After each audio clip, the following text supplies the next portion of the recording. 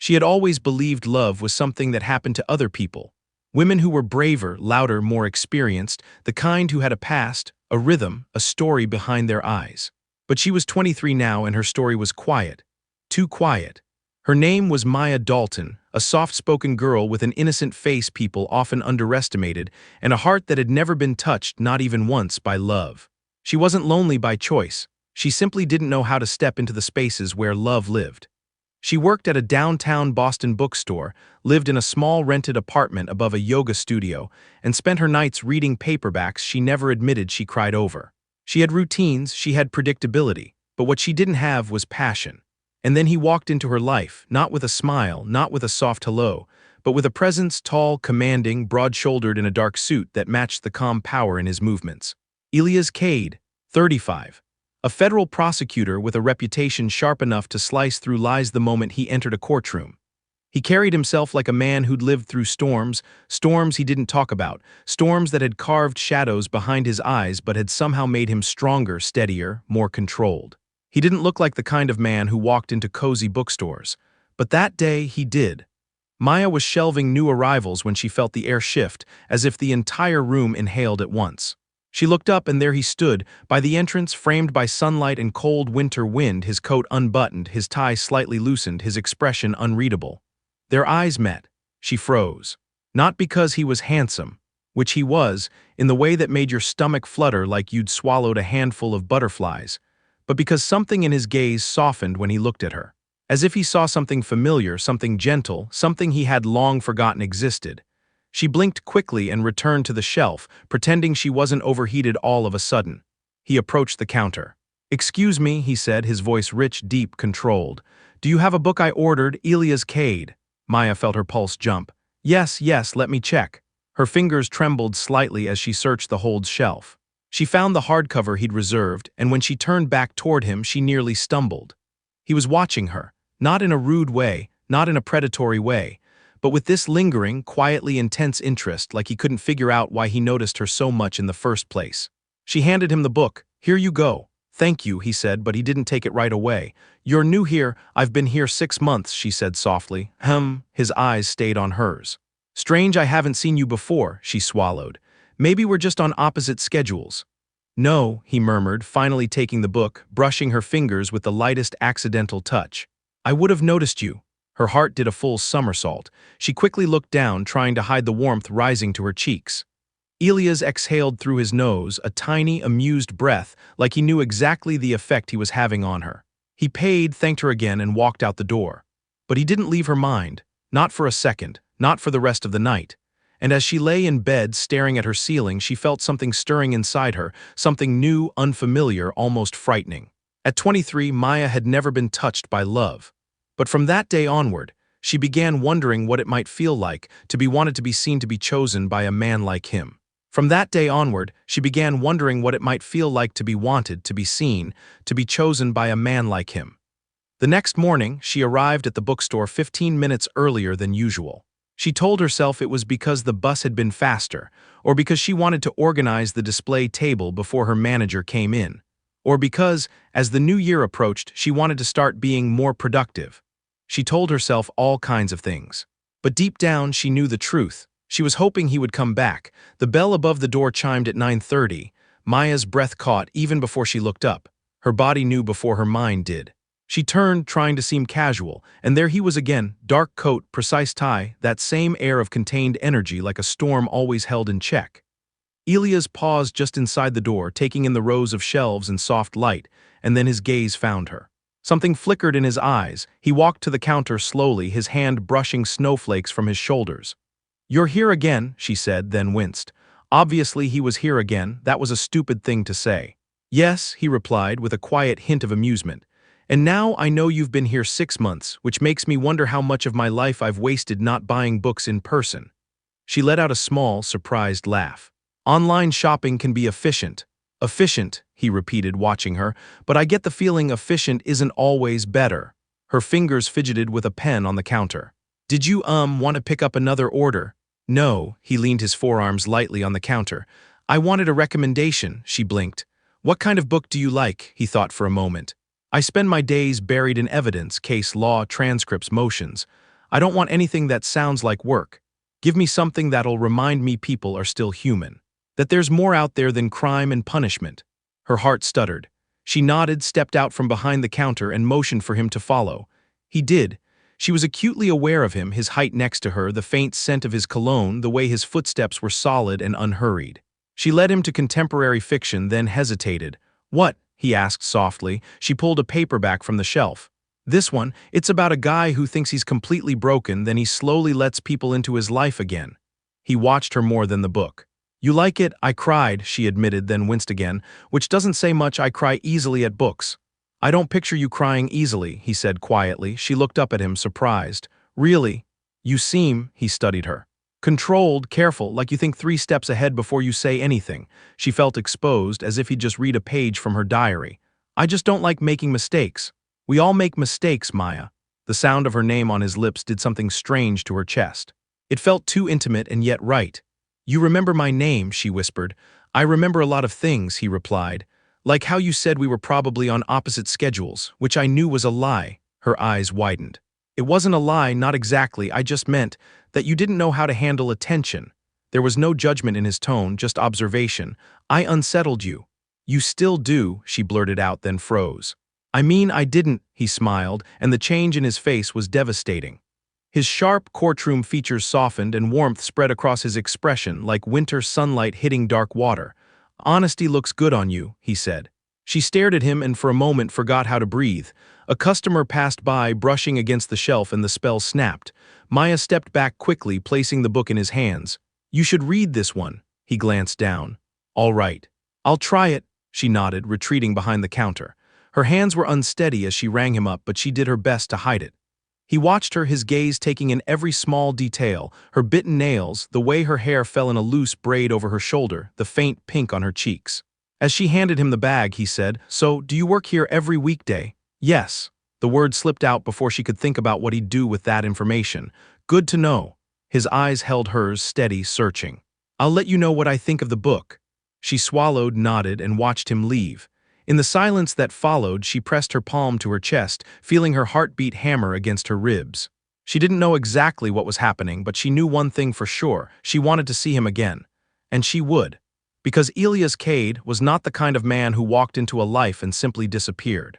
He was the kind of man who changed it. 3 days later, he returned. Maya told herself she wasn't checking the door every 20 seconds, but her coworker Jenna finally leaned over and whispered, "Are you waiting for a package or a person?" Maya nearly dropped the stack of receipts in her hands. "What? No, I'm just anxious today." "Uh-huh," Jenna smirked. "Is this about the hot suit guy that came in twice last week?" Maya's stomach plunged. "You noticed him?" Everyone noticed him. Half the customers looked at him like he was here to shoot a movie, not buy a book. "Who is he to you?" "He's no one, a customer." The word felt too small. Jenna's eyebrows lifted. "The way you say customer sounds like the beginning of a romance novel." Maya opened her mouth to deny it, but the bell chimed. Her gaze shot to the door before she could stop herself. There he was. Snow again clung to his coat, his dark hair slightly messy from the wind. He stepped in, scanning the store, and his eyes went straight to her, as if she were the only reason he'd come. Something in his features relaxed at the sight of her. Something in her chest melted. Jenna whispered, "Oh my God, that's your customer? Girl, he's a walking closing argument." "Shut up," Maya hissed under her breath, suddenly hyper-aware of everything. Elias approached the counter, holding the book she'd recommended. The cover was a little bent now, the spine creased, signs that he'd actually read it. "Well?" she asked, trying not to sound like she desperately needed his approval. "Well," he set the book gently on the counter. "You were right." Her lips curved slowly. "You liked it." "I did more than like it." His gaze held hers. "It made me feel things I have spent years avoiding." For a prosecutor, he was unexpectedly vulnerable in that moment. She could see shadows in his eyes, echoes of cases and losses he never talked about, of lives he'd watched break apart under the weight of truth. "I'm glad," she whispered. "Not that you feel bad. That you feel something. Thought you said you cry easily," he teased softly. "Now I'm wondering if you're secretly made of steel." "I'm not," she said, shaking her head. "I just learned not to show it." His expression gentled. "Who taught you that?" She hesitated. "Life, I guess." He seemed to want to ask more, but he didn't push. Instead, he tapped the book once. "I want another one. Another emotional crisis in paperback form. That's what I'm here for." She laughed more openly this time. "All right, I have just the thing." As she led him to another section, Jenna swooped in to straighten a shelf nearby, not so subtly listening. Elias noticed. Of course he did. He had the eyes of a man who was trained to pick up everything, the nervous shifting, the curiosity, the whispers. But he said nothing, letting Maya move ahead of him, giving her space. She stopped by a different shelf, pulling out a novel with hesitant fingers. This one's slower, quiet. It's about two lonely people who spend months just talking. He watched the way she touched the book, how her fingers stroked the edge like she was attached to it. "You sound like you know them," he said. "I feel like I do," she answered softly. "They're not dramatic. They're not the type of characters who walk into a room and everyone notices. They're just there, but they see each other. And that makes all the difference." His eyes were on her, not the book. "You relate to that." She didn't deny it.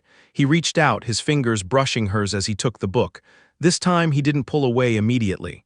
The contact lingered, a warm, deliberate testing slide of skin against skin. Maya's breath hitched. Her pulse thudded in her throat.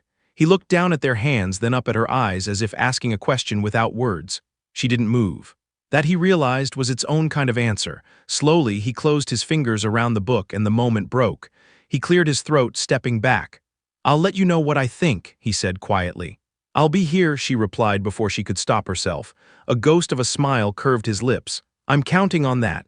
He came back again and again. Sometimes he bought books she suggested. Sometimes he picked up a random classic just to see what she'd say. Sometimes he didn't buy anything at all, just walked in during his lunch break, wandered the aisles, and drifted, inevitably, toward her. Maya started to recognize his patterns. On the days he looked particularly sharp, tie tight, jaw set, eyes harder, those were heavy case days. He'd ask for something light enough not to make me hate humanity, and she'd steer him toward warm, hopeful stories. On the days his shoulders sagged a little, his tie loosened, and his gaze far away, those were days he'd lost something. A case, a witness, a sliver of faith in the system. On those days he barely talked at first. He'd stand at the counter, silent, looking at nothing, until she gently pushed a book toward him and said, "Try this one." He always did. At first their conversations were about books, then they were about everything else. He learned she was an only child, raised by a single mother who had worked nights as a nurse. He learned she'd never gone away to college because she didn't want to leave her mom alone. He learned she loved old movies, rainy days, and the smell of coffee more than the taste.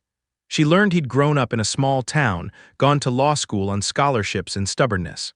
She learned he'd once believed the law could fix everything. She learned he'd been engaged once, years ago, to a woman who decided she couldn't live with his long hours and heavy heart. "She left," Maya whispered one afternoon, when the store was nearly empty and he lingered by the counter, his fingers tracing invisible patterns on the wood. "She chose a different life," he said softly. "I don't blame her, I just didn't see it coming." "Did you love her?" "I thought I did," he answered truthfully. "But I think I loved the idea of having someone, of not being alone with all of this." He gestured to the invisible weight he carried, the cases, the victims, the moral lines. "Do you still want that?" she asked. "Someone, I mean." His eyes found hers, and the silence between them thickened, turned electric. "Yes," he said quietly.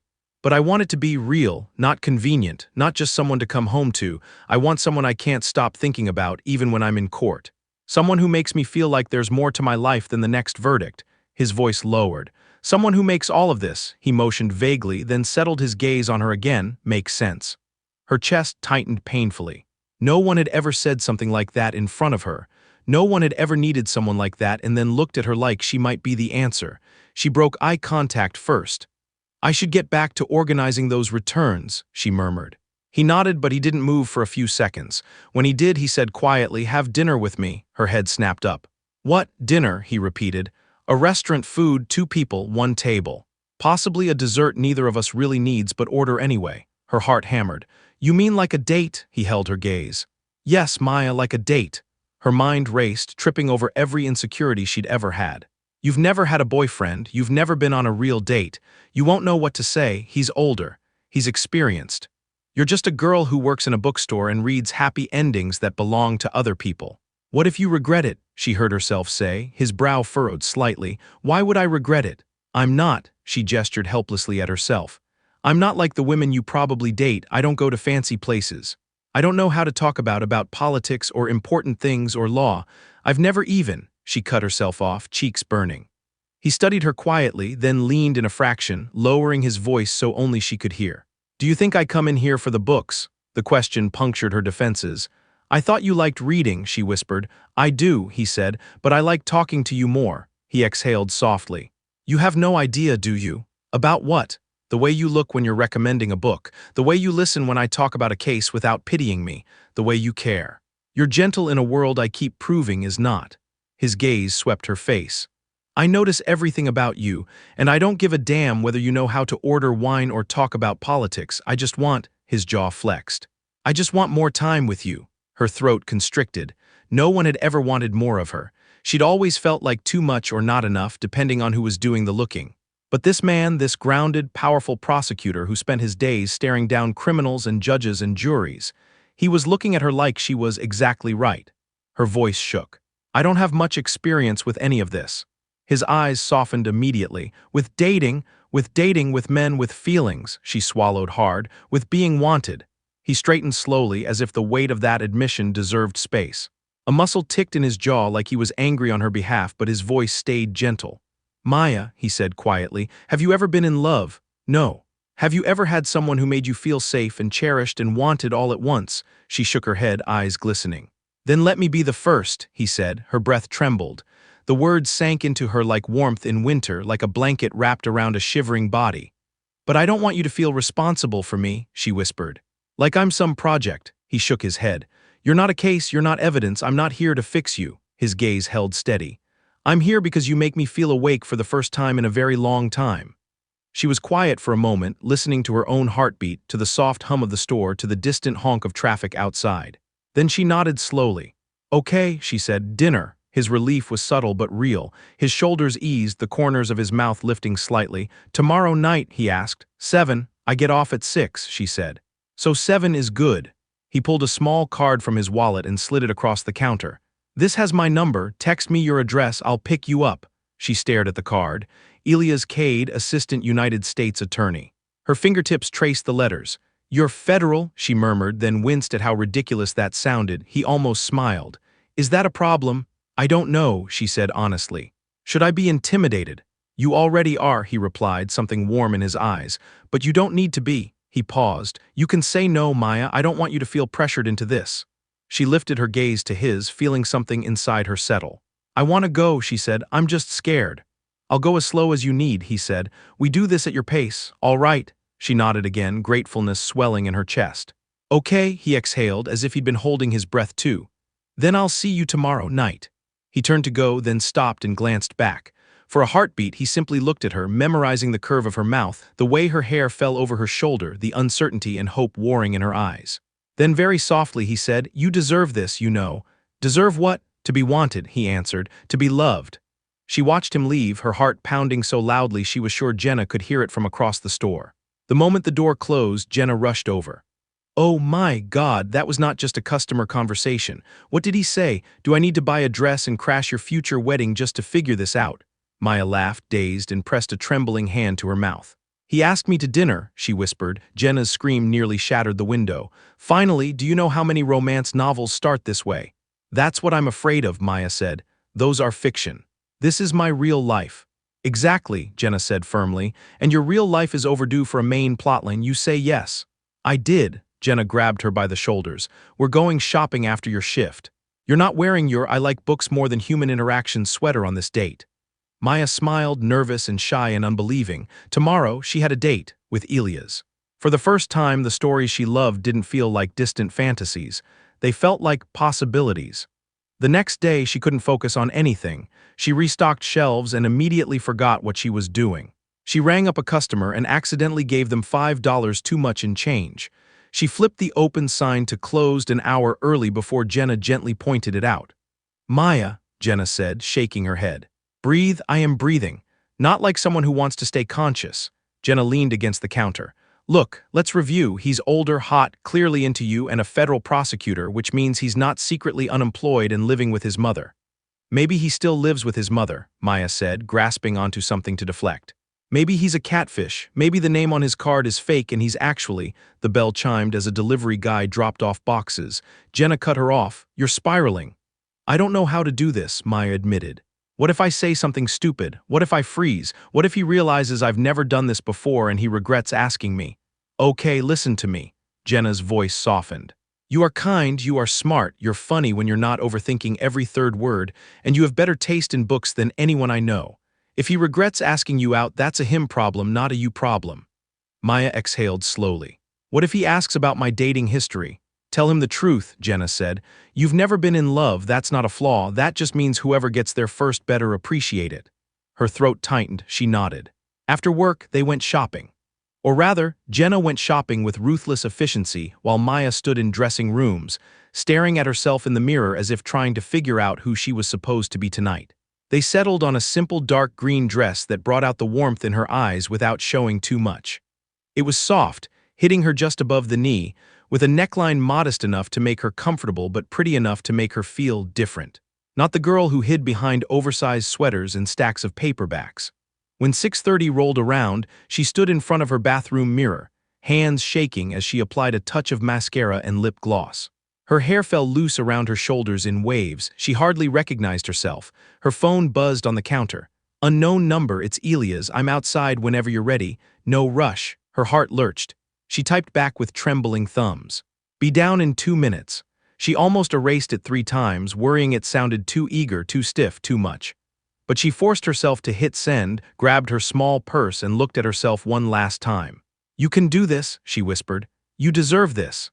Stepping into the hallway, she locked her door and descended the stairs, each step heavier and lighter all at once.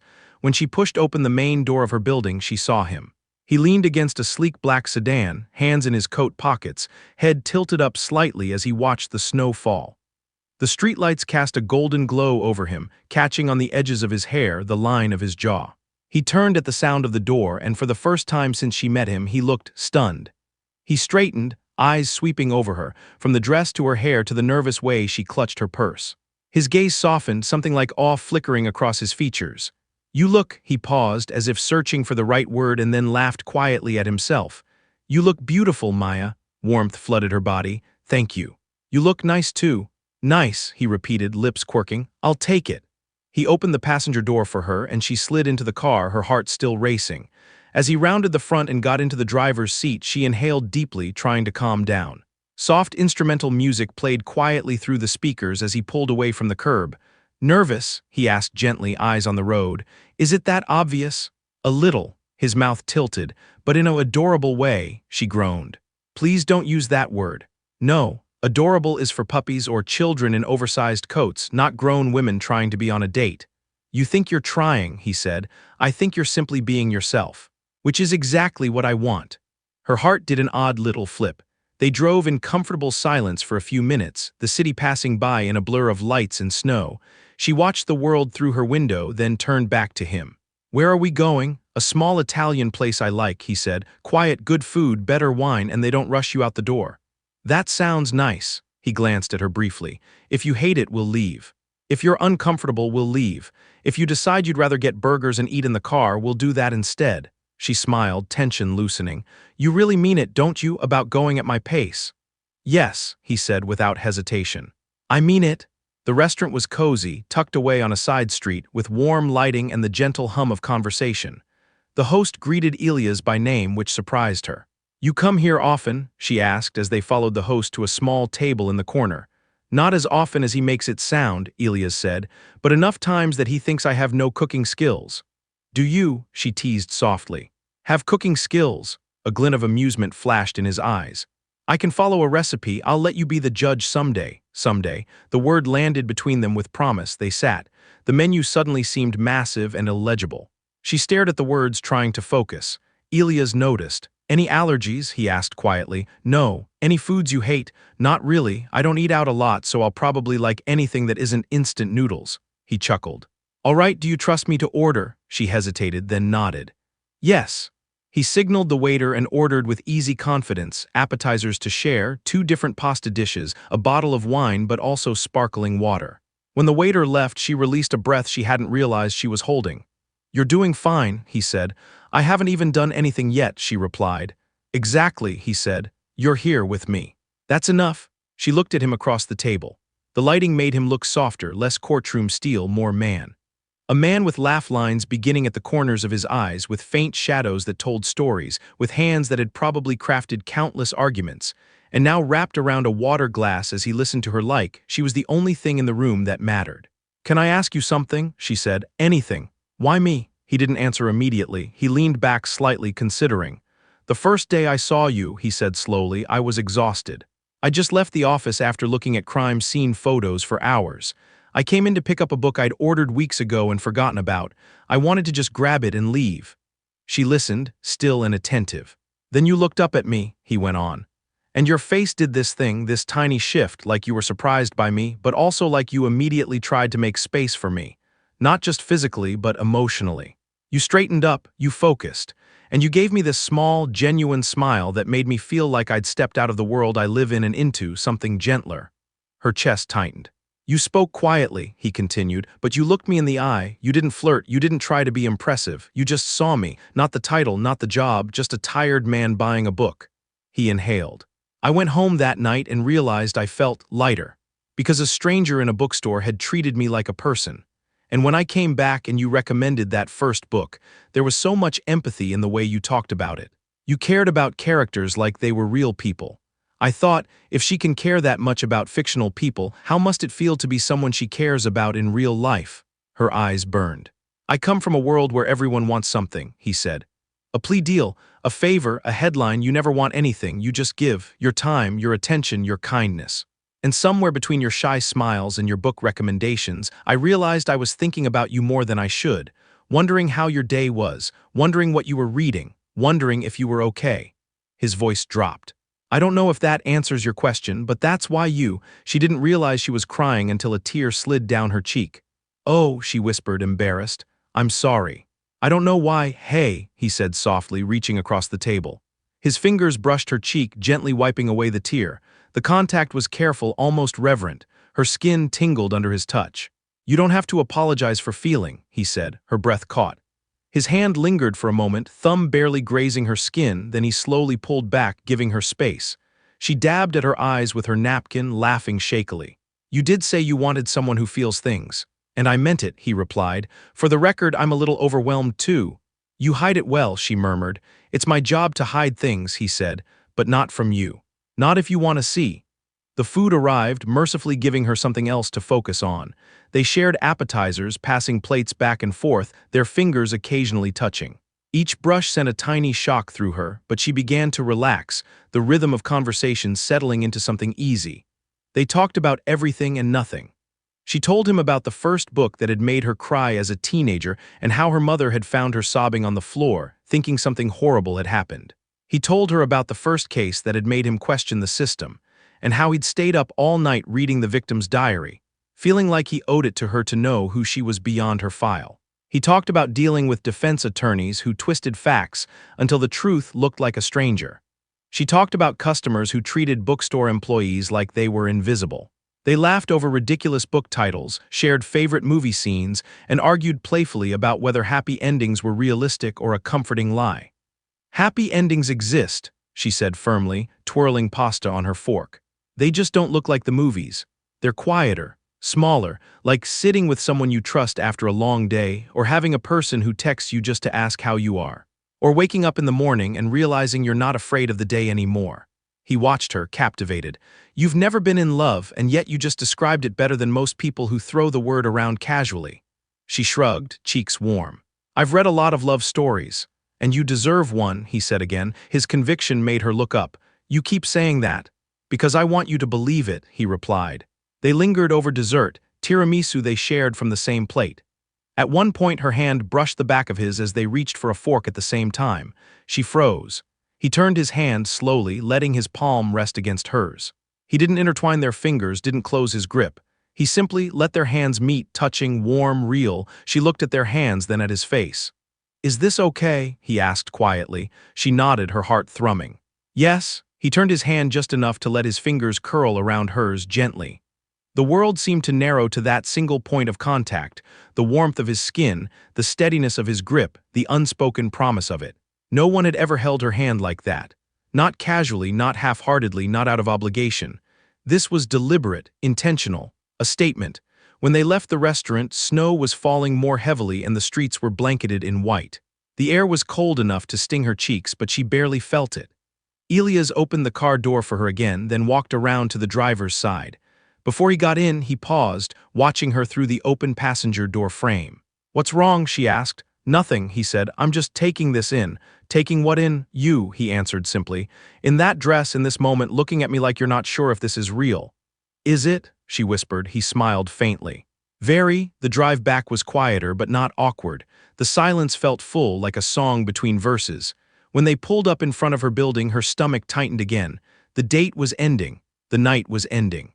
But she didn't want it to. He shifted the car into park and turned to her. "Thank you," he said softly. "For what?" she asked. "For trusting me enough to say yes," he replied.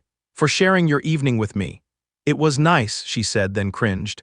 "I mean, it was more than nice, it was perfect," he finished gently. "For me anyway," she smiled, nerves buzzing. "For me too." She reached for the door handle, then hesitated. "Maya," he said quietly, "before you go." She turned back. He looked conflicted for the first time that night. His jaw worked, his eyes darker than before. "I want to kiss you," he said, voice low and honest. "But I also don't want to rush you or make you uncomfortable, so I'm going to ask and you can say no and we'll be okay." "All right," her breath caught. No one had ever phrased it that way. Not in the stories she'd read, not in the fleeting almost experiences she'd had in college. They'd all been assumptions, attempts, expectations. But this was permission. This was respect. This was choice. Her heart pounded hard enough to shake her bones. "I've never," she stopped, swallowed. "I've never really been kissed properly before." His expression shifted with a mix of surprise and tenderness and something protective that made her chest ache. "Then I'm honored you tell me that," he said quietly, "and I'm even more determined not to ruin it for you." Her lips trembled. He didn't move closer yet. He stayed where he was, hands resting on his knees, his body angled toward her but not crowding her. "Do you want to know what I'm going to do?" he asked gently. "So you're not surprised?" She nodded, grateful. "I'm going to lean in slowly," he said. "You can stop me at any second. You can turn your head. You can tell me to go home, anything you want. If you don't stop me, I'll kiss you once, softly, nothing more. We can leave anything else for another time." Her eyes stung again. "Is that okay?" he asked. "Yes," she whispered. "Please," he inhaled as if steadying himself, then leaned in. The world narrowed to the small space between them. She watched his eyes, the tiny flecks of gold near the center, the lines at the corners. She watched his mouth, the way his lips parted slightly as he drew closer. Her breath hitched. Her hands, unsure of what to do, clenched lightly around her purse. Closer, closer. His hand lifted, hovering near her cheek, giving her one last chance to pull back. She didn't. He cupped her face gently, his palm warm against her skin, his thumb brushing her jaw. His touch was so careful, so reverent that it nearly undid her. He closed the final inch and pressed his lips to hers. The kiss was exactly as he'd promised, soft, slow, patient, but for her it was so much more. It was the crackling of 1,000 pages turning at once. It was every love story she'd ever read suddenly finding its echo in reality. It was warmth spreading through her veins, dissolving the years of quiet, of waiting, of wondering if she was somehow invisible to the world. His lips moved against hers gently, asking rather than taking, giving her all the time she needed to respond. She did. Tentatively at first, then with growing certainty, she kissed him back, her eyes drifting shut. His hand slid slightly, fingers tangling in her hair, anchoring her. He tilted his head just a little, deepening the kiss by a fraction, enough to send a thrill through her. He tasted faintly of coffee and something sweet from dessert, and beneath it all, something that felt like him, steady, grounding, real. When he finally pulled back, it was slow, as if he were reluctant to let the moment end. His forehead rested lightly against hers, his breath mingling with hers in small, uneven puffs. "Okay," he murmured. She nodded, eyes still closed, a trembling laugh escaping her. "That was too much?" he asked, worried. "Perfect," she whispered. He exhaled, relieved, and brushed another feather-light kiss against her lips, barely more than a touch. "I should let you go up," he said quietly. "Or I'll find excuses to keep you here all night." "Is that bad?" she asked, surprising herself. "For my self-control," he smiled softly. "Dangerous, for how much I want to be near you." "Amazing." She opened her eyes and looked at him. "Thank you for asking. For the kiss. For everything," she said. "For making me feel safe." His gaze warmed. "That's not negotiable. With me, you are always safe. If I ever do something that makes you feel otherwise, you tell me and I'll fix it." Immediately, she believed him. "Good night, Elias," she said softly. "Good night, Maya," he replied. She stepped out of the car, her legs feeling oddly light, and walked toward her building. At the door, she turned back. He was still there, watching her, headlights painting halos in the falling snow. When their eyes met, he lifted his hand in a small wave. She waved back and went inside, pressing her back to the closed door once it latched shut. Her fingers lifted to her lips, touching the fading warmth of his kiss. For the first time in 23 years, she knew exactly what it felt like to be touched by love's beginning, and she was nowhere near ready for it to end. Their relationship didn't explode overnight. It unfolded, gently, carefully, patiently. He texted her the next morning, not something grand but simple. "Good morning. I hope your day is kind to you." She stared at the screen, heart swelling, and typed back, "So far, so good. My boss brought donuts. I'm glad," he replied. "You deserve all the donuts." She laughed out loud behind the counter, earning a curious look from Jenna. As days turned into weeks, they developed a rhythm. He'd stop by the bookstore whenever he could. Sometimes he only had 5 minutes, but he always made them count.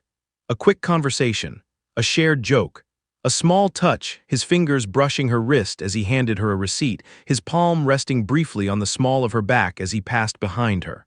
Each touch was measured, never assuming, always giving her room to pull away. She never did. They went on more dates, coffee shops, parks, quiet dinners. He learned to read her cues. When the world felt too loud, he'd suggest takeaway and a movie at his place, where she could curl up on the couch under the soft weight of a blanket and his arm.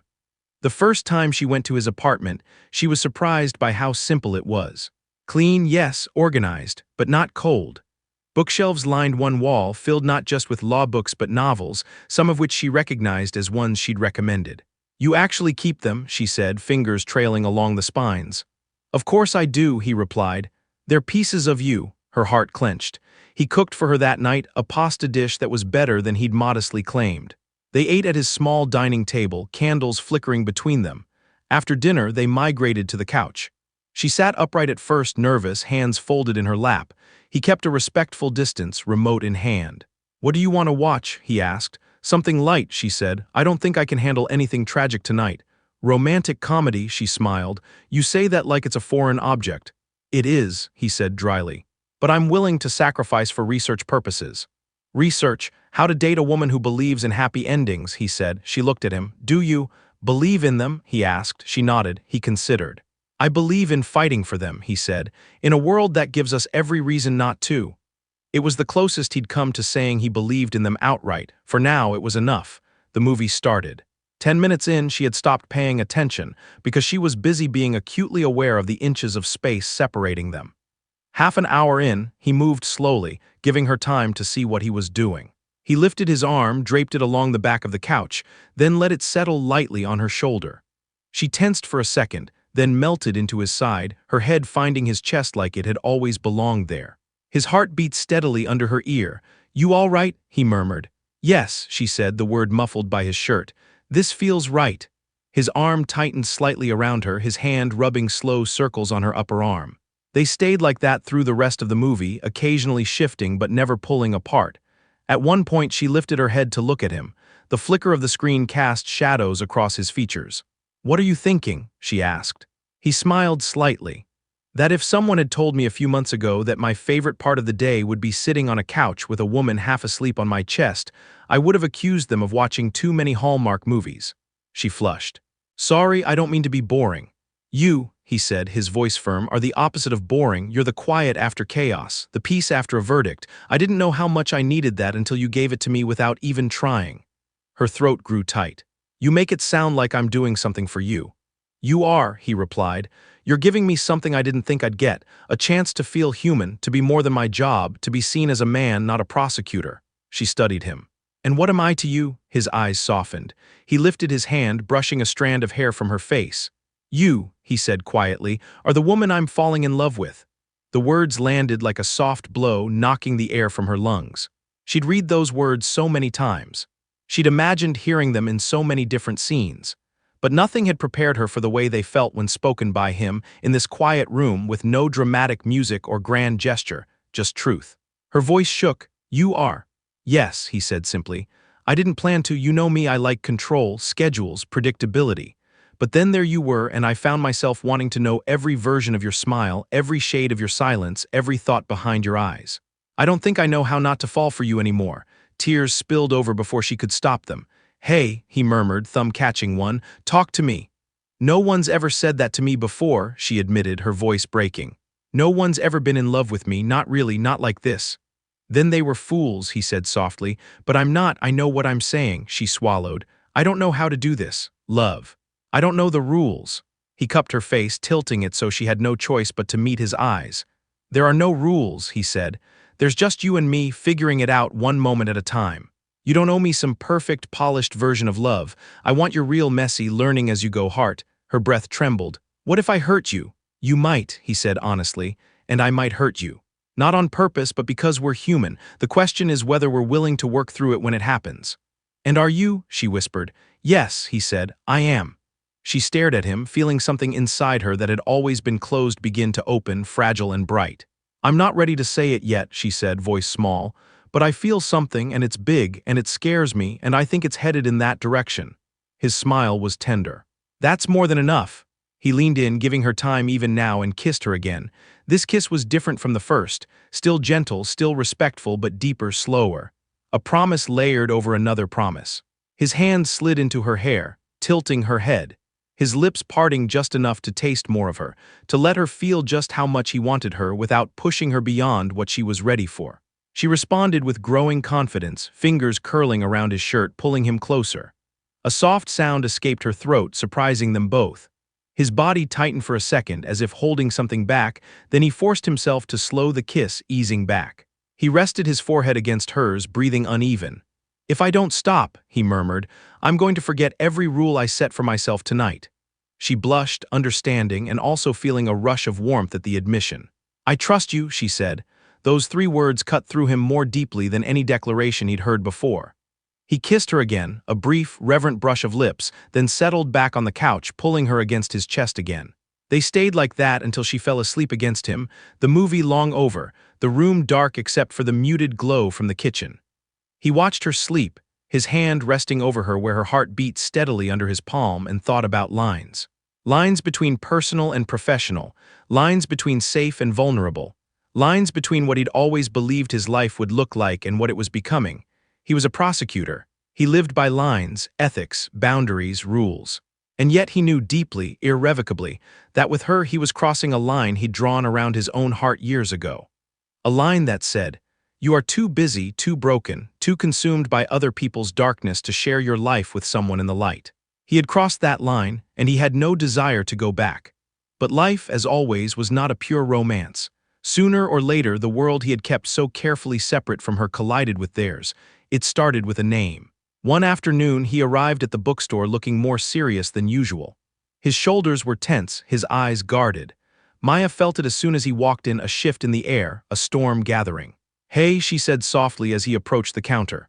"Rough day." "You could say that," he replied. "What happened?" He hesitated, glancing around. The store was relatively empty, only 2 customers browsing in the far corner. "Can you take your break now?" he asked quietly. She frowned.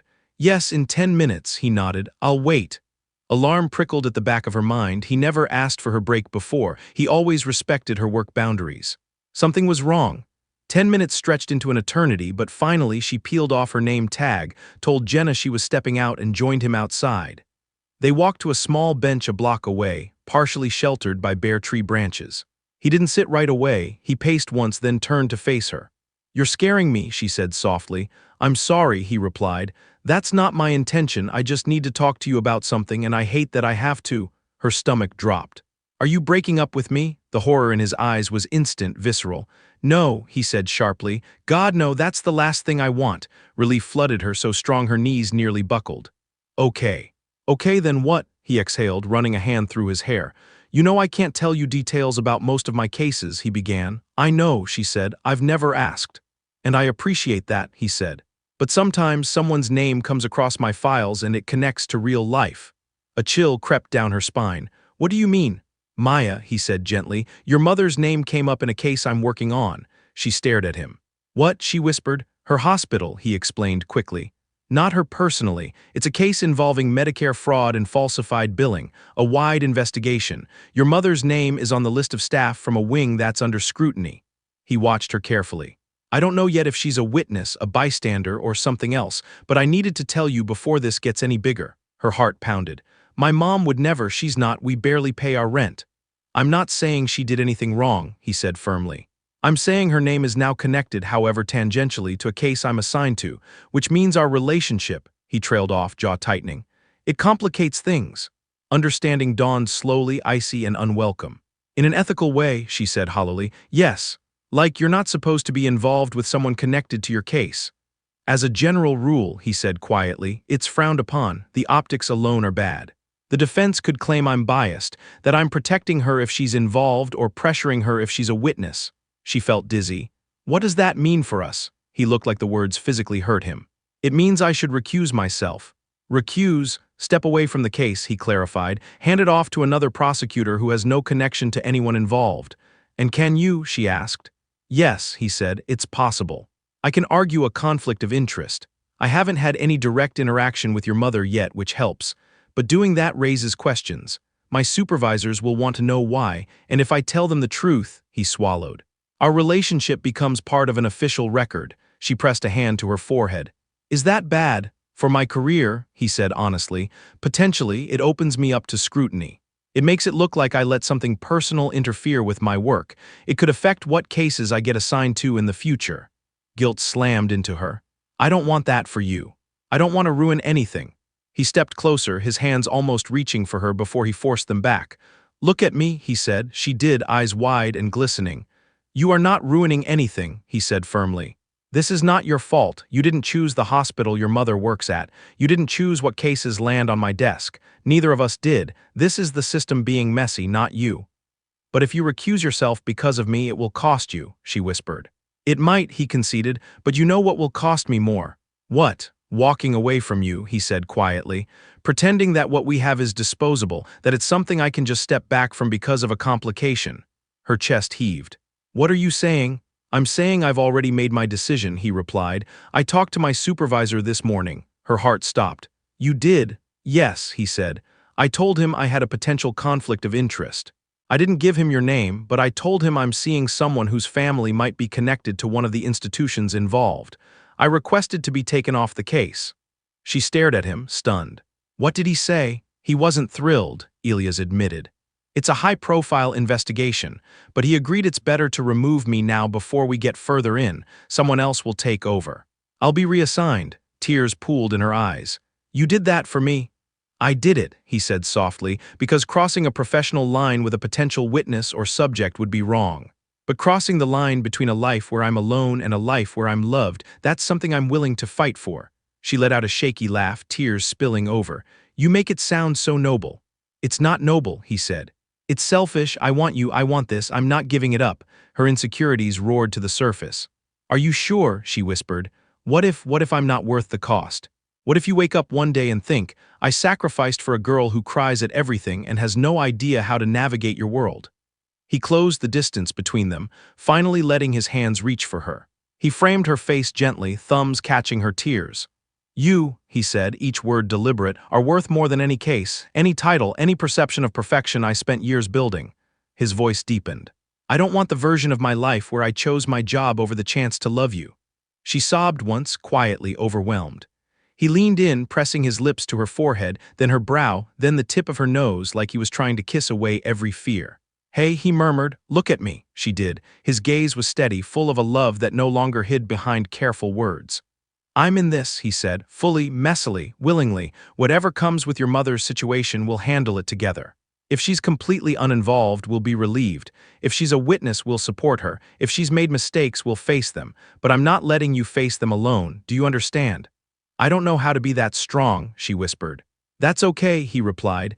"You don't have to be strong all the time. That's what I'm here for. We take turns being strong. That's how this works." She exhaled, a mixture of fear and hope. "Does my mom know?" she asked. "I haven't spoken to her," he said. "I'm removed from the case now. Eventually, if she's contacted by the new prosecutor, she'll find out about the investigation. When that happens, it's up to you whether you want to tell her about us before then." Maya nodded slowly, mind whirling. Her mother, with her tired eyes and aching back, caught in the crosshairs of a federal case. It felt surreal, wrong. Do you think she's involved?" she asked, hating herself for even forming the words. I didn't see enough to know, he said carefully. Her name was on a list of staff from a department where irregularities were flagged, that's all. It could mean she signed off on something without realizing it was fraudulent. It could mean her name was used improperly. It could mean nothing at all. I don't want you to panic before we know more. Too late, she said weakly. He pulled her in then, finally, wrapping his arms around her in a hug that felt like it could hold up the whole world. I've got you, he murmured into her hair. Whatever happens, I've got you. She clung to him, burying her face in his chest. His arms were strong, steady, warm. In that moment she understood something new. Love wasn't just the butterflies and the kisses and the sweet words. It was this. Standing on a cold sidewalk on the brink of something scary and having someone hold you up so you didn't fall. She didn't know what the future would bring, but she knew this. She was no longer untouched by love. It had found her in a bookstore, in quiet conversations, in shared meals and soft kisses. In a prosecutor who had crossed the line between safe distance and vulnerable closeness, with full awareness and still chosen her.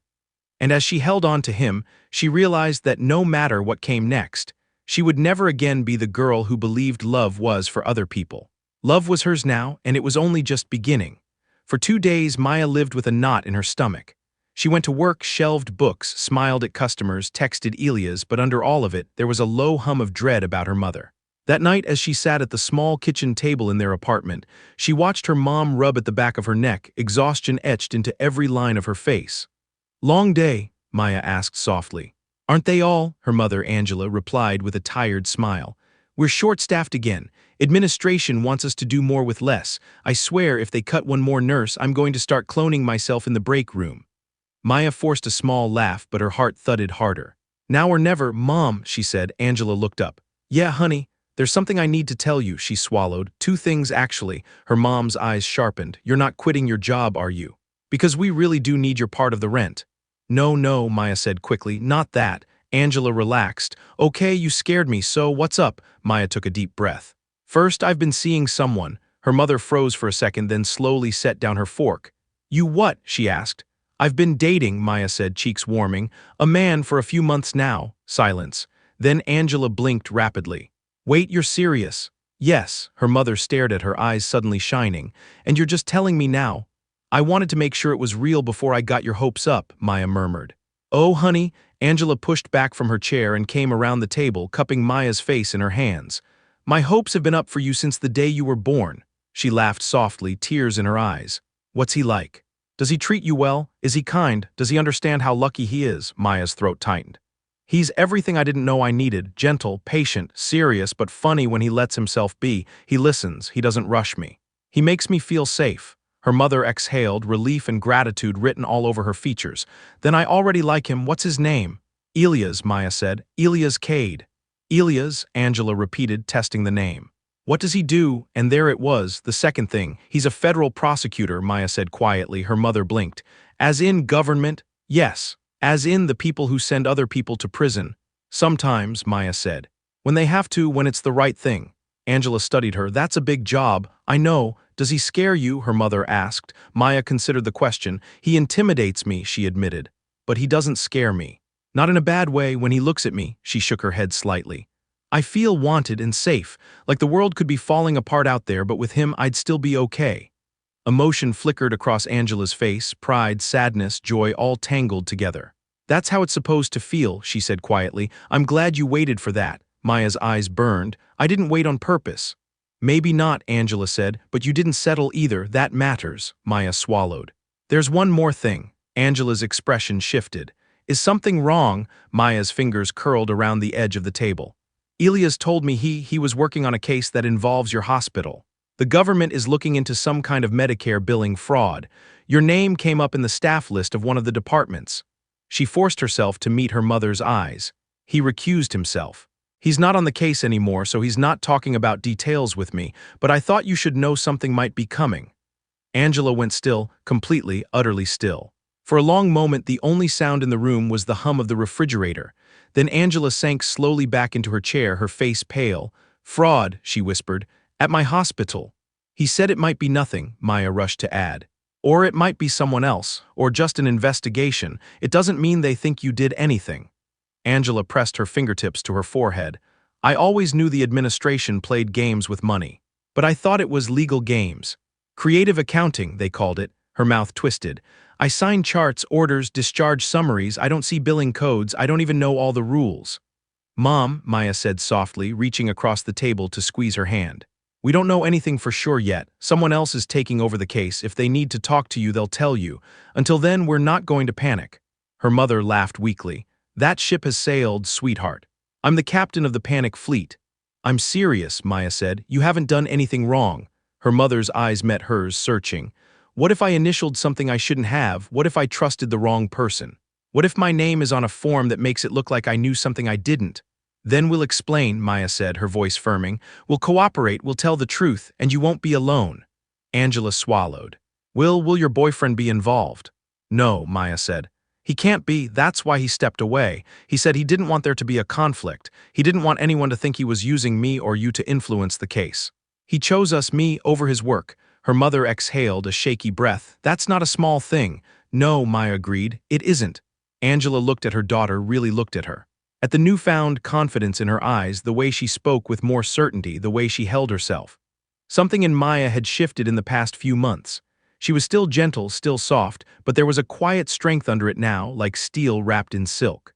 That man, Angela said slowly, must love you very much. Maya's heart thudded. He said he's falling in love with me. And you, Angela asked softly. I'm not ready to say it out loud yet, Maya admitted. But I feel it. Growing every day. Her mother smiled, tears in her eyes. Then hold on to it. Real love doesn't come along often. Don't let fear, mine or yours, chase it away. Maya squeezed her hand. We'll get through this. Together, Angela nodded, still scared but now anchored by her daughter's conviction. For the first time in a long time, the roles felt slightly reversed. The mother, who had carried the weight for so many years, leaned just a little on the daughter, who now had someone to lean on herself. The letter came 2 weeks later, plain envelope, government seal. Angela stared at it on the kitchen table like it was an unexploded bomb.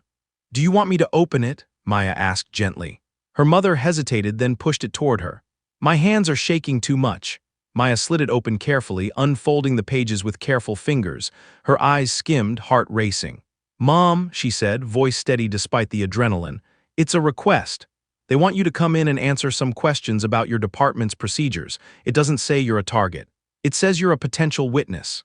Angela sagged with relief, though worry still knitted her brows. Witness is better than whatever the other thing would be.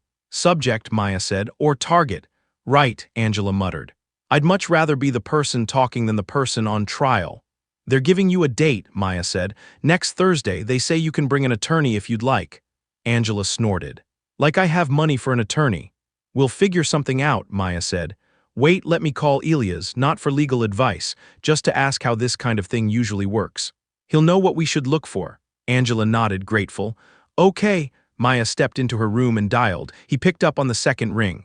Hey, he said, and the sound of his voice alone softened some of the tension in her shoulders. Everything all right? We got a letter, she said, skipping past the small talk. From the U.S. Attorney's office. They want my mom to come in as a potential witness next week. He was silent for a moment. What does it say exactly? He asked calmly. She read the relevant parts aloud, word for word. Okay, he said. That's standard language. It doesn't mean she's in trouble. They'll want to know what she saw, who told her to sign what, how things were handled on the ground, that sort of thing. She can't afford a lawyer, Maya said quietly. There are options, he replied. Legal aid clinics. Bar associations that coordinate pro bono representation in federal matters. I can't be her attorney. I'm still in the same office, even if I'm not on the case, but I can point you toward resources. Would that be allowed? She asked. To give you general information and public contacts, he said. Yes, I just can't discuss the investigation itself, and you can't tell me what she says when she meets with them. Okay, she said. That makes sense. He hesitated. How is she taking it? Scared, Maya admitted. But she knows now. She knows about you, about us. She was actually more shocked that I had a boyfriend than that the government wants to talk to her. He huffed a quiet laugh. I'll take that as a compliment. Does she hate me? No, Maya said. She's grateful you told me, and she thinks you must care a lot to walk away from the case. She's right about that, he said softly. Her chest warmed. What can I do? He added. For you, for her, within the lines I have to stay inside. Just be there, she said. When I start spiraling, remind me we're going to be okay. I can definitely do that, he said. Do you want me to drive you both to the interview next week? I can't go in with her, but I can sit in the waiting area, or at least be near. She hesitated. Would that look bad? If someone sees you with us. Not if I play it right, he said. I'll tell my colleagues we're seeing each other if they don't know already. If anyone asks, I'm there for my girlfriend, off duty, which is true. You'd do that, she asked. Tell them about me? I'm not hiding you, he replied. From anyone, her vision blurred with sudden tears. Okay, she whispered. Then yes, please come. I'll clear my morning, he said easily. Send me a picture of the letter so I can make sure you're going to the right office. I will. And Maya, yeah, we're going to get through this, he said, one step at a time. I promise. The next Thursday, they sat in a government waiting room that smelled faintly of coffee and nerves. Angela wrung her hands in her lap. Maya sat beside her, their shoulders pressed together. Elias sat on her other side, a solid presence in a dark suit, his tie a little looser than usual, as if to signal he wasn't here in an official capacity. Angela kept sneaking looks at him when she thought he wouldn't notice. He noticed anyway and offered gentle, reassuring half-smiles each time. After 20 minutes, a door opened. Miss Angela Dalton, a woman called. Angela stood on shaky legs. You got this, Maya whispered. Her mother nodded, then glanced at Elias. Thank you for being here, she said quietly. You're welcome, he replied. Just tell the truth, that's all they need from you. She disappeared through the door. The waiting room felt bigger without her somehow. Maya exhaled shakily. Elias reached over and took her hand, interlacing their fingers. You okay? He asked. I hate not knowing what's happening, she said. I hate that someone in there is asking her questions that could change her life. I know, he said. I've been on the other side of that table for years. I've seen how intimidating it can be. Were you one of the good ones? She asked. He looked at her surprised. You mean did I abuse my power? He said. No, I didn't. I pushed hard when I believed someone was lying. But with witnesses, with people who were just caught in the crossfire, I tried to be human. To remember they were scared. She squeezed his hand. I'm glad you're the one I met, not some other version. He smiled faintly. Me too. The door opened again. A man in a suit walked past, talking to someone about a different case. A woman with a briefcase sat down across from them. The minutes dragged. After nearly an hour, Angela emerged. Her face was drawn, but her shoulders were not slumped. She looked relieved, tired but relieved. Maya jumped up. Mom, Angela sat beside her, letting out a long breath. It's over, she said. What did they say? Maya asked, careful not to look at Elias for any sign, knowing he couldn't ask details. They asked about procedures, Angela said. Who entered codes, who signed off on charts, what our supervisor told us to do. I told them what I knew. I told them I don't understand half of the billing system, but I signed documents after making sure the care notes are accurate. I told them if someone changed numbers behind the scenes, I never saw it. Did they seem to believe you? Maya asked. Angela nodded slowly. The woman leading the questions, she said I came across as credible. She said she might need to follow up, but that for now, I should keep doing my job and not talk about this with coworkers.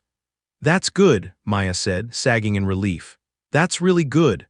They asked if I felt pressured to sign anything, Angela added. I told them my supervisor is always nagging us about efficiency and not asking questions about things above our pay grade, but no one ever threatened me. They wrote that down. That's important, Elias said quietly. Angela looked at him. Does that mean I'm okay? It means they see you as someone who might help them fill in the picture, he replied carefully. If they thought you were orchestrating fraud, this would have looked very different. She nodded, understanding as much as she needed to. Then I guess we wait, she said. For now, he agreed. They went out for lunch afterward, a small diner where the booths were cracked and the coffee was strong. Angela insisted on paying, which meant she left too big a tip, and pretended not to notice when Elias quietly left extra cash on the table. As they walked back to the car, Angela fell a step behind, watching the two of them together. The way Maya naturally gravitated toward his side. The way he adjusted his pace to match hers. The way their hands found each other effortlessly, like it was second nature now. Angela had always worried that her daughter's heart would be overlooked, too gentle for a world that rewarded sharp edges. Now watching this man who had sacrificed part of his professional armor to stand beside her, she felt something in her loosen. Maya was loved. Truly. That night, after Angela went to bed early, emotionally drained, Maya sat on the couch with Elias in their apartment's tiny living room. He had taken off his tie and jacket, undoing the top button of his shirt. He looked more like the man she curled up with on his couch than the prosecutor she'd first seen in the store. How are you? He asked, arm draped along the back of the couch. Relieved, she said, but not done. Does that make sense? Yes, he replied. The uncertainty is still there. But you made it through the first big hurdle. She nodded, then turned so she could see him better. "Can I ask you something difficult?" she said. "You can ask me anything," he said. "If I weren't in your life," she began slowly, "if I were just some stranger at a bookstore and you were still on this case, would you have seen my mom differently today?" He considered that seriously, not with the knee-jerk no he could have offered. "I would have seen her as what she is," he said. "A nurse who has spent years working long hours in an underfunded system, someone more likely to be taken advantage of than to mastermind fraud." He paused. "But I'll be honest. I might not have thought about her when I went home that night. I might not have worried about how scared she was. That's the difference." "Because now she's connected to me," Maya said. "Yes," he said. "Because she's yours, she matters to me in a different way. I still would have wanted the truth. I still would have followed the evidence, but I'm more aware now of the people behind the paperwork." She absorbed that. "I'm glad I'm changing you," she said softly. He smiled. "You are more than you know." She scooted closer, leaning into his side. His arm dropped naturally around her shoulders. A quiet settled between them, comfortable, familiar. The kind of silence that felt like it had been lived in for years rather than months. "Elias," she murmured, "I think," her heart pounded, "I think I'm ready to say something.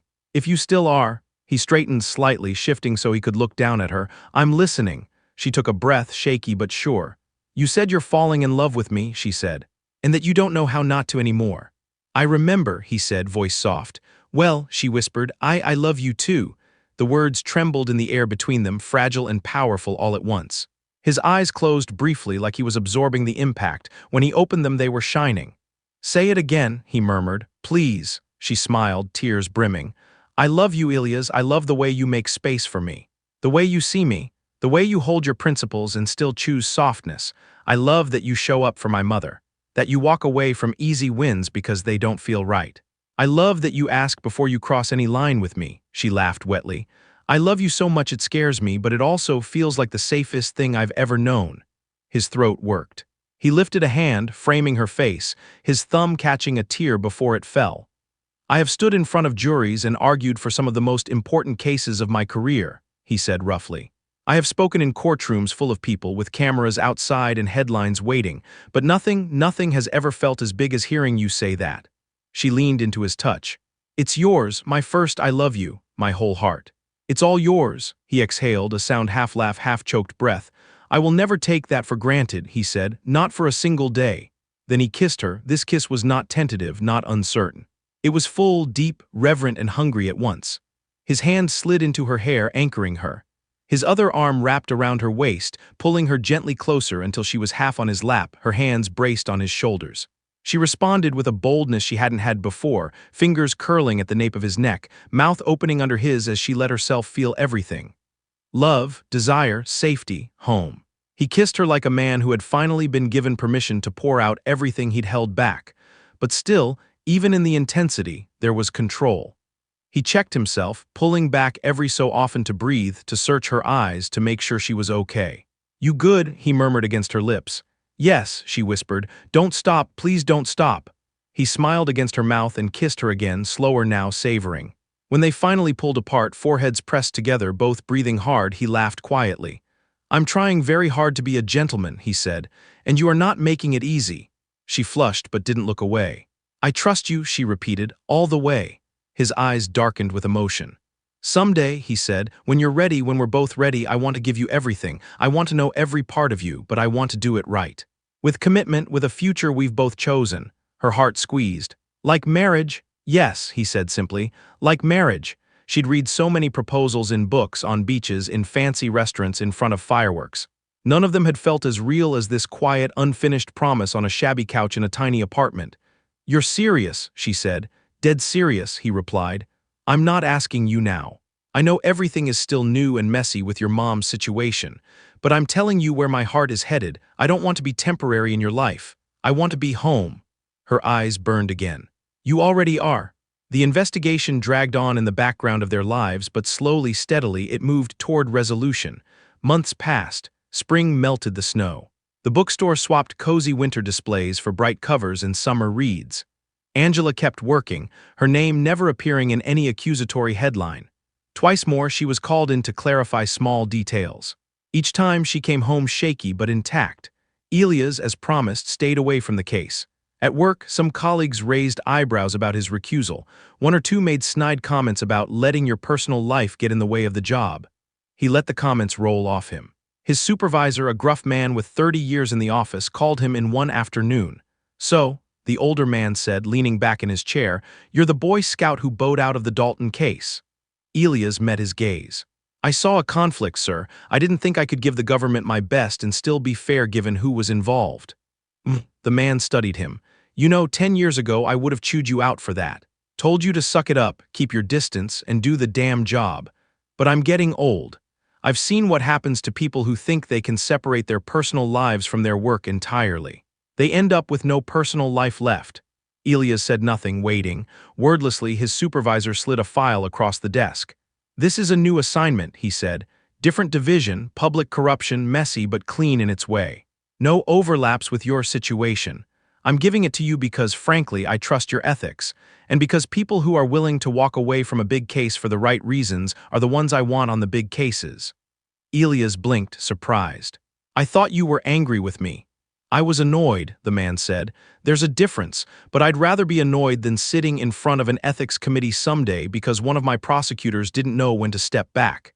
He pointed a finger. "Don't make a habit of it, but don't apologize for having a life either." Relief and gratitude washed through Elias. "Thank you," he said. "I won't let you down." "I know," the older man said. "Now get out of my office. I suddenly feel like I should go home and tell my wife I appreciate her." Elias left with the file under his arm and an odd lightness in his chest. That night, he told Maya what had happened. "So you're not in trouble?" she asked, curled up on his couch, legs tucked under her. "No," he said, sitting beside her, one arm along the backrest. "If anything, I got promoted sideways." She smiled. "Because you have ethics." "Because of you," he corrected gently. "You're the reason I even recognized the conflict for what it was. The reason I didn't talk myself into barreling ahead, consequences be damned." "I didn't do anything," she protested. "You did," he insisted. "You made me want a future I could be proud of when I went home at night.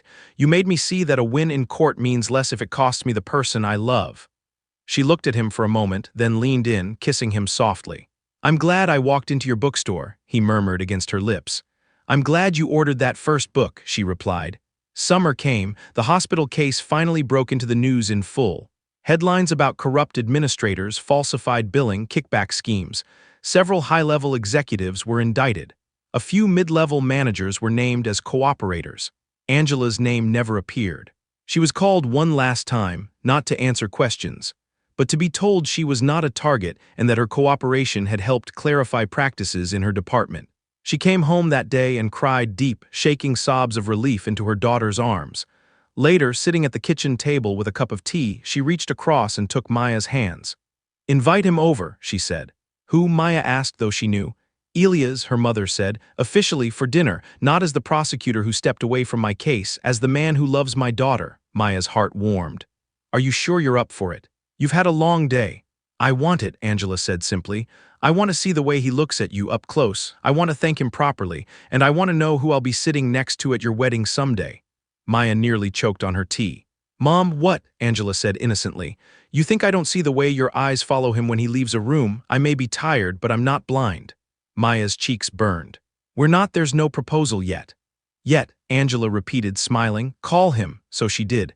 2 nights later, Elias arrived at their building carrying flowers, roses for Maya, and a cheerful mixed bouquet for Angela. "For my 2 favorite Daltons," he said, a little shy, as he offered them. Angela took hers with a smile. "Smart man, you're off to a good start."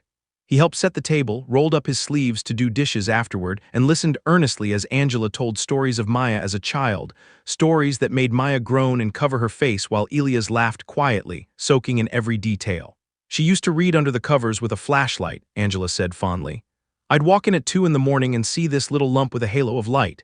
I pretended to be mad, but honestly I just thought this kid's heart is going to be huge." "I can see that," Elias said, glancing at Maya with eyes so full of affection it made her breath catch. At one point, while Angela went to get dessert from the fridge, she paused in the doorway, unnoticed for a moment. They were on the couch. Maya was talking with her hands, describing something funny that had happened at the store. Elias wasn't even saying anything, just watching her, his body angled toward hers, his smile soft, his eyes bright. It was the look, Angela thought, that every mother wants to see on the face of the person their child loves. Later, when Elias was saying goodbye at the door, Angela pulled him aside for a moment. "Can I say something like a mom?" she asked. "Please," he replied. "She's never done this before," Angela said quietly. Love, letting someone in. Trusting someone with all the soft parts. She's brave in her own way, but she's also fragile. Her eyes met his steady. "If you ever decide this isn't what you want, you come talk to me first. You give me a chance to catch her when she falls," he swallowed. "I'm not going anywhere." "I believe you," Angela said, "but I needed to say it because she's my baby, and now she's yours too," something in his chest clenched. "I know what that means," he said roughly. "And I don't take it lightly. I can't promise I'll never screw up, I'm human, but I can promise I won't walk away easily. And I will never, ever hurt her on purpose." Angela studied him, then nodded. "I'm glad she found you," she said, "or that you found her, however it is." "Me too," he said. A year passed, not without disagreements. Not without stress. They argued about little things sometimes.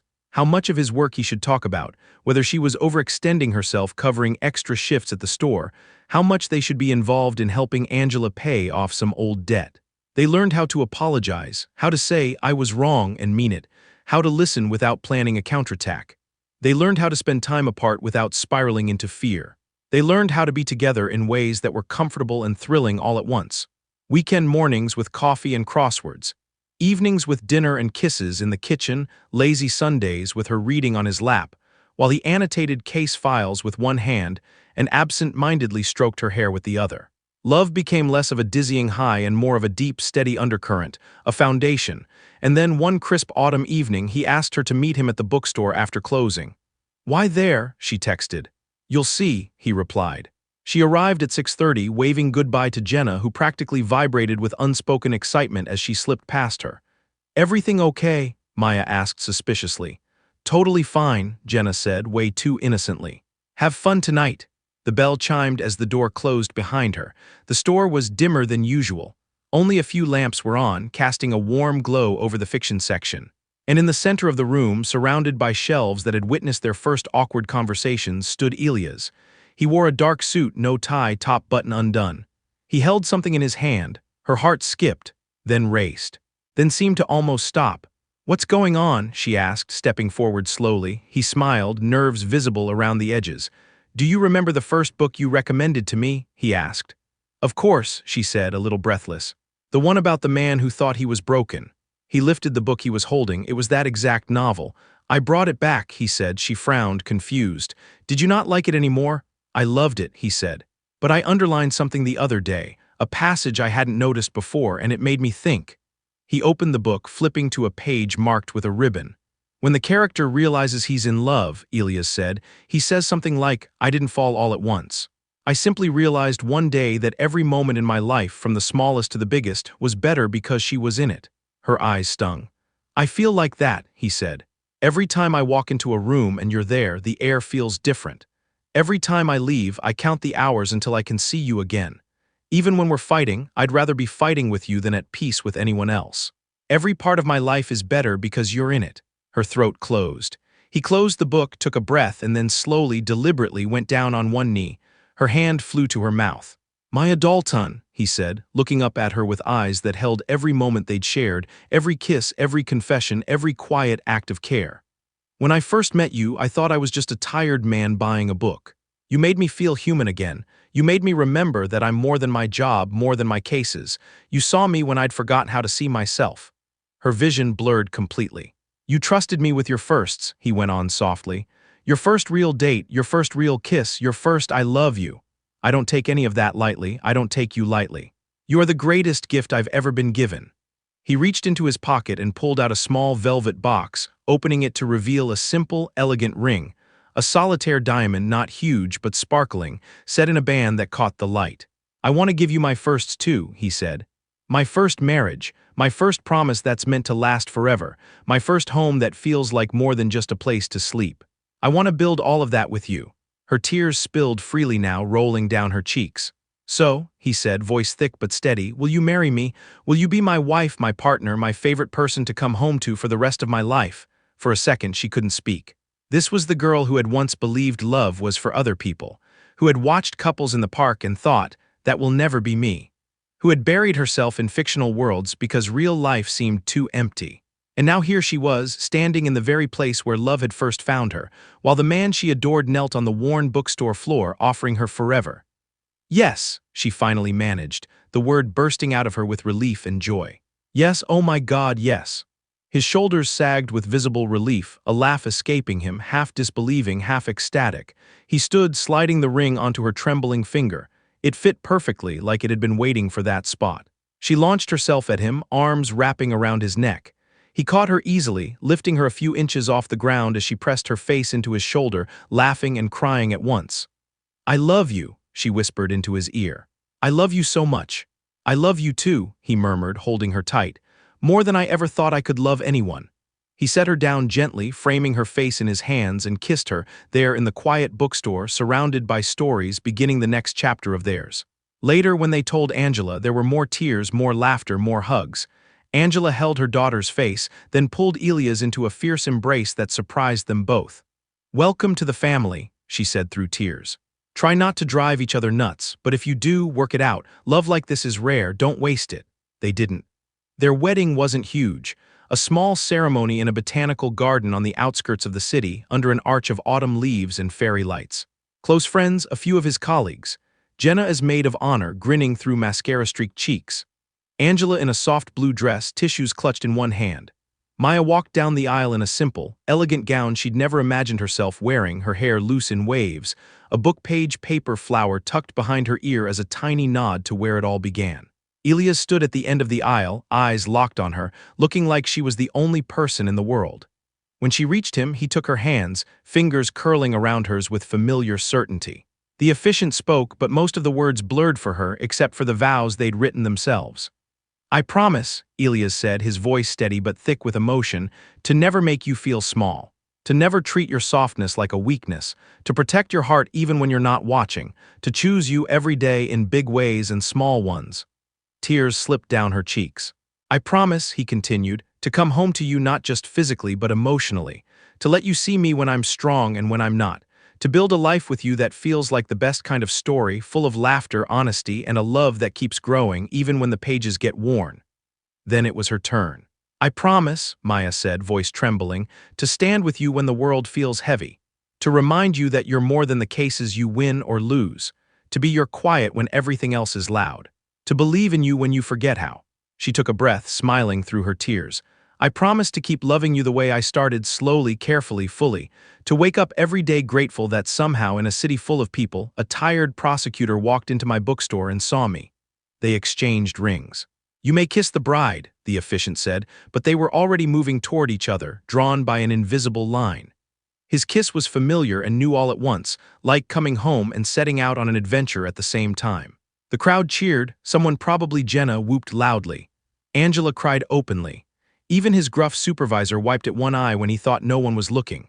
Later, at the reception, under strings of lights and the fading glow of sunset, they danced. He held her close, one hand at her waist, the other entwined with hers.